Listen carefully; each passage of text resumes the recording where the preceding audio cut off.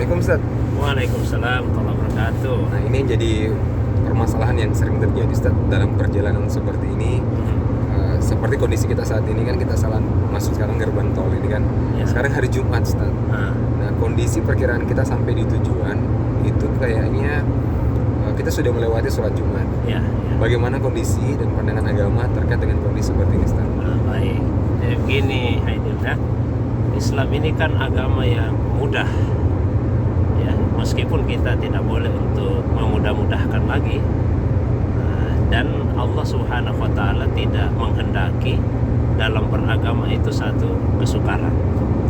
Sehingga ketika misalnya seseorang mengadakan perjalanan, karena dalam perjalanan itu tentu ada masyakkah, ada kesulitan, maka kemudian Allah memberikan beberapa kemudahan, termasuk dalam masalah ibadah, khususnya salat.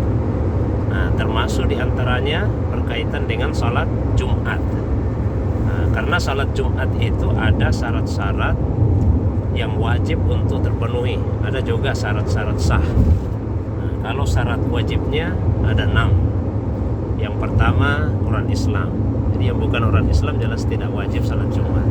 Kemudian yang kedua yang sudah balik, yang belum balik tidak wajib salat Jumat. Kemudian yang ketiga yang berakal. Kemudian yang keempat orang yang merdeka. Merdeka dalam arti bukan budak, bukan hamba sahaya.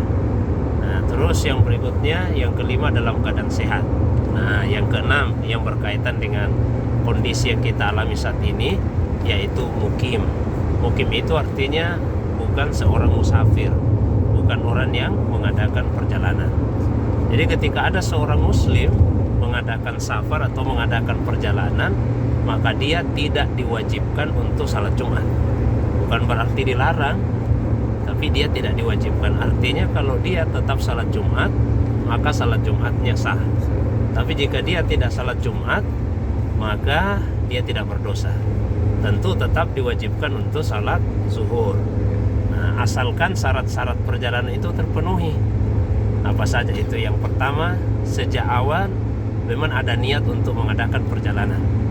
Jadi kalau tidak diniatkan hanya sekedar misalnya tiba-tiba ada seseorang yang diculik begitu, nah itu tidak ada niatnya. Yang kedua, ada tujuan dalam mengadakan perjalanan tersebut. Ada tujuan yang jelas.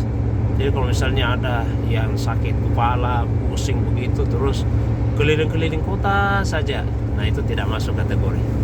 Kemudian yang ketiga tujuan perjalanan itu untuk sesuatu yang mubah minimal. Apalagi kalau yang sunnah, apalagi kalau perjalanan yang wajib misalnya seperti perjalanan menuntut ilmu, perjalanan haji. Nah, minimal yang mubah, ya, mengunjungi keluarga dan sebagainya. Termasuk acara pelatihan akmi ini termasuk di dalamnya. Kemudian yang keempat yaitu memenuhi ukuran jarak. Nah, ini ulama kita beda-beda dalam menetapkan jarak. Tapi kalau mazhab Syafi'i yang umum kita ikuti di Indonesia, jarak perjalanannya itu 4 burud. Kira-kira kalau dikonversi ke kilo antara 88 sampai 89 kilo. Ya, artinya ini kan jaraknya sudah lebih dari yang ditetapkan itu. Kita di Bogor sampai ke Makassar kan jaraknya mencukupi. Nah, yang penting itu biasa ada yang salah paham. Dianggap bahwa baru bisa berlaku ketentuan-ketentuan tadi kalau sudah menempuh perjalanan sejauh itu. Tidak mesti. Yang dia ukurannya itu tujuan perjalanan. Nah, misalnya kita dari Bogor ke Makassar kan sudah tujuannya ke Makassar sudah memenuhi jarak. Tapi ketentuan itu sudah berlaku sejak kita dalam perjalanan. Nah, atau kebalikannya kita di Makassar misalnya datang ke Bogor, bukan berarti nanti di Bogor baru berlaku ketentuan tadi, tidak. Asal sudah keluar dari rumah tempat tinggal, ya, artinya sudah boleh kita menjama, boleh mengkasar, dan sudah tidak diwajibkan lagi untuk salat Jumat. Nah, tapi jika tidak salat Jumat, tetap wajib untuk salat zuhur. Nanti salat zuhur bisa dijamak dengan salat asar. Apakah dijamak takdim, zuhur dulu baru asar, atau dijamak takhir. Nah, tapi penting ini, Adil, ya. Kalau misalnya kita jamak takhir, itu sejak awal memang harus diniatkan. Ya, sejak awal. Contoh sekarang ini kan belum masuk waktu zuhur ini, Ya, betul. waktu Jumat. Kalau kita ingin menjamak takhir, berarti memang sudah diniatkan. Oh, iya. Oh, saya akan jamak takhir. Tidak bisa misalnya niat awalnya sebetulnya mau salat zuhur atau salat Jumat pada waktunya. Nah, tapi kemudian ketiduran atau kelupaan. Begitu bangun, astagfirullah sudah masuk asar. Tapi tidak apa-apa saya bisa jamak. Oh, tidak boleh.